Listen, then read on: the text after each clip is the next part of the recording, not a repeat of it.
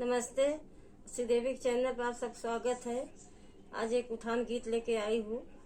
बोलाइले बैसासु यही अंगने में, बोलाइले बैसासु ललन के भय पे, बोलाइले बैसासु ललन के भय पे, पहिराई देवई पियरी लाल के भय पे, पहिराई देवई पियरी लाल के भय पे। ए हरो हर कर बिउ जाऊ ओठ चमकई बिउ, ये हरो हर कर बिउ जाऊ ओठ चमकई बिउ, पियरिया अपन छीन लेबई यही अंगने में, पियरिया अपन छीन लेबई यही अंगने में। बोलाइले बई ननदा लालन के भय के, बोलाइले बई ननदा लाल के भय पे, पहिराई देबई चुनरी यही अंगने में, पहिराई देबई चुनरी यही अंगने में।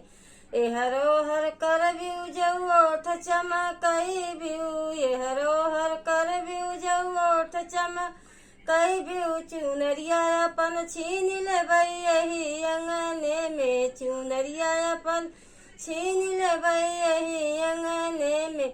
बोलाई लेबई जेठनी लाल के भय पे, बोलाई लेबई जेठनी लाल के भय पे, खियाई देव से ठौरा लाल के भय पे, की खियाई देव से ठौरा लाल के भय पे।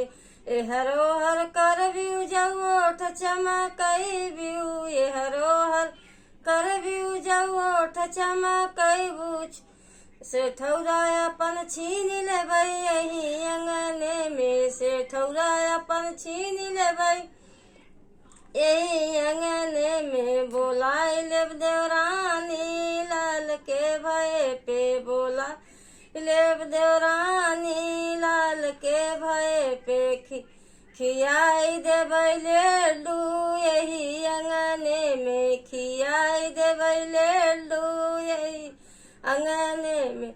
ए हरो हर कर बिउ जाऊ ओठ चमकई बिउ, ये हरो हर कर बिउ जाऊ ओठ चमकई बिउ, से लेडुया अपन छीन लेबई यही अंगने में, लेडुया अपन छीन लेबई यही अंगने में। बोलाई लेब देवरानी यही अंगने में, बोलाई लेब देवरानी यही अंगने में, खियाई देबई लेडू यही अंगने में, खियाई देबई लेडू यही अंगने में। ले ए हरो हर कर बिउ जाऊ ओठ चमकई बिउ, ये हरो हर कर बिउ जाऊ ओठ चमकई बिउ, लेडुआ अपन छीन लेबई यही अंगने में, लेडुआ अपन छीन लेबई यही अंगने में।